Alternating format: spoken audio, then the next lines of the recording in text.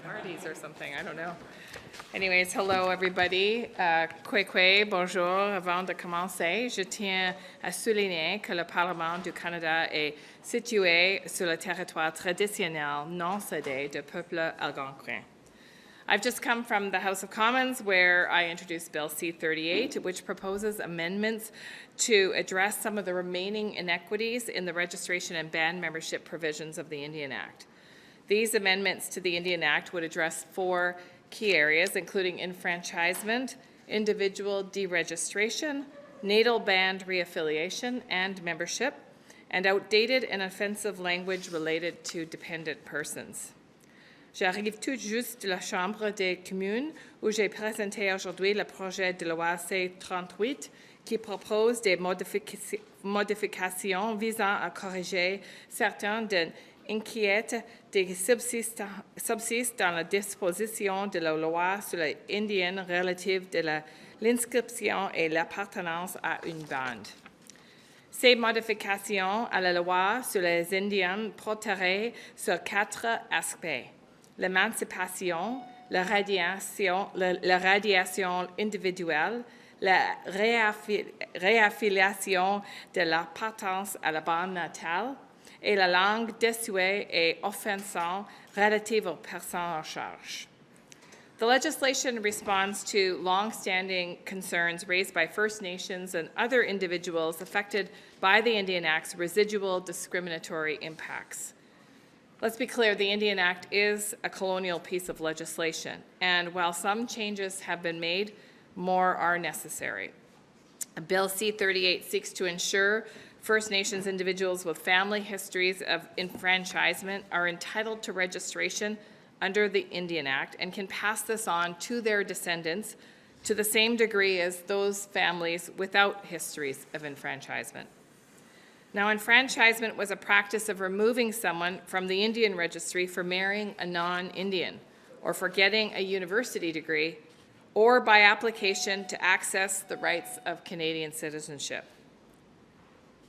This was also a method by some people to avoid the experience of attending a residential school.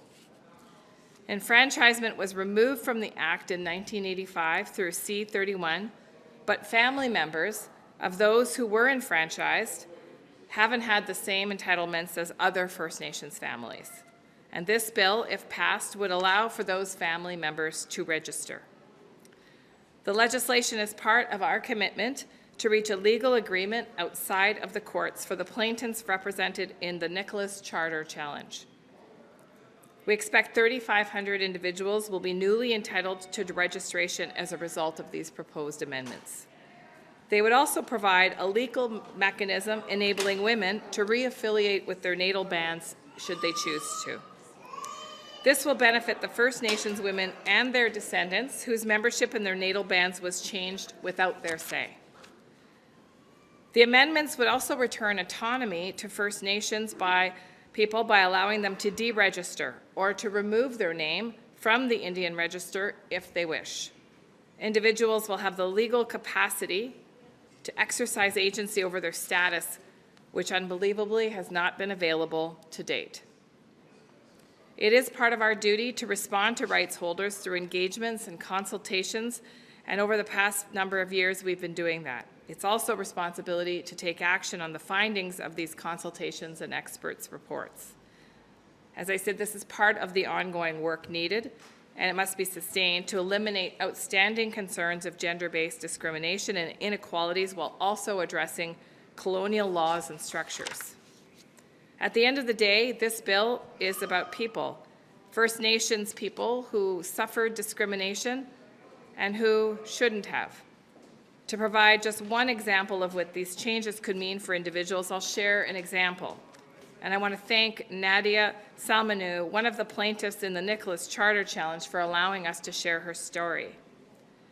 Nadia, whose Haida name is Sanamguaz, her brother and now her daughter have lived with the discriminatory historic impacts of enfranchisement. Nadia's great-grandfather, Wilfred Laurier Bennett, gave up his Indian Act status and entitlements through enfranchisement to protect his family from the experience of residential schools. Mr. Bennett himself had been forced to attend the Kokalitsa residential school. She explained his decision like this. Nadia said, "It's said in stories that he returned from the residential school a broken man. I can only imagine what he experienced there, and he wanted to protect his children from it. He made, I believe, a forced decision to protect his children because he himself had been forced into residential school, and he knew of the atrocities and the horrors that his children would have endured if they had gone. I knew in a heartbeat I would do that for my young girl."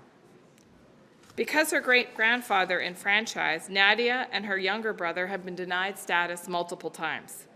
This is despite being entitled to Haida citizenship under the laws of Haida Nation and being status members of the Tlingit and Haida tribes of Alaska. Nadia and her daughter are both Eagle Clan members as recognized by the Old Masset Village Council, one of 2 Haida Indian Act bands. She further said, "To receive a denial letter from the Government of Canada saying that you're not Indigenous when you know that's who you are is deeply, deeply impactful. I believe that just opened up the old wounds and continued to reinforce the harm that was inflicted on my great-grandfather at the time of residential school. What an ultimate act of colonization.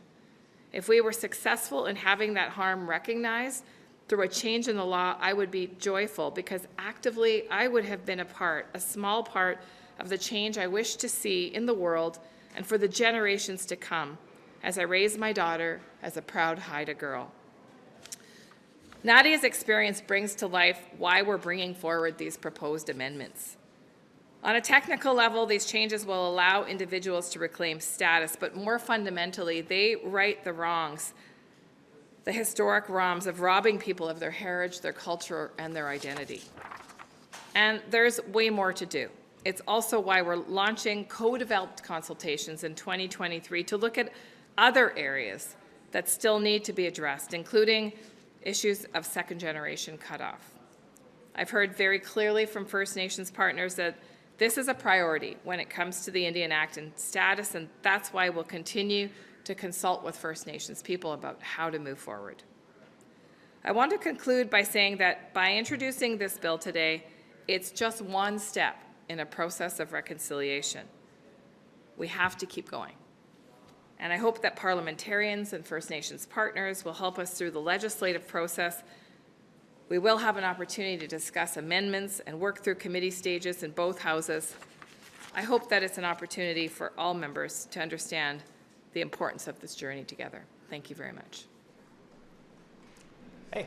Hi. I guess you're taking my questions. I don't see anybody else, but anyway, so I guess what I'd like to, this is sort of on behalf of my colleague, but lingering discrimination within the Indian Act has been an issue for at least 3 decades.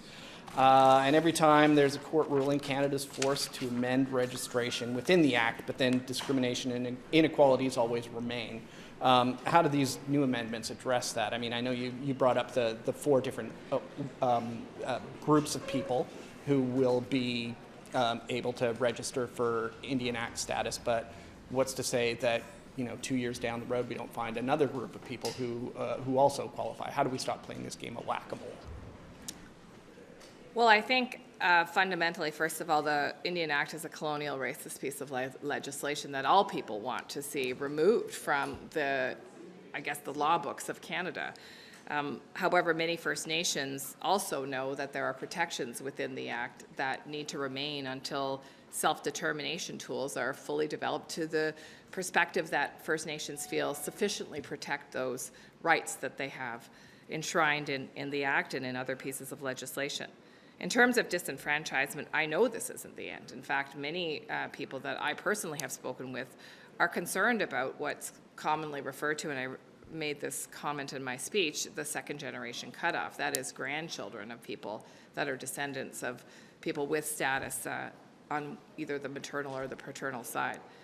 It's a complicated space because, of course, status and identity and First Nations membership are all unique and distinctive and yet are woven together. And so that's why we're launching these consultations in 2023 to get at the specific question of how to do that work delicately, respectfully, and in full partnership with First Nations. How many how many people do you figure are going to be covered by these four groups? About 3,500 is our best estimate. 3,500. And what kind of process are they going to have to go through to regain their status?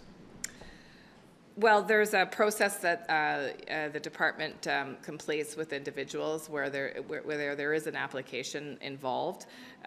Ultimately, some of these folks have gone through that process a number of times and been denied. And so I would expect that the department will be working with individuals that have been denied that fit in these categories to expedite that process and make it as painless as possible. Is there going to be a cutoff time, or like a deadline for people to apply, that sort of thing? There will not be. No? Okay.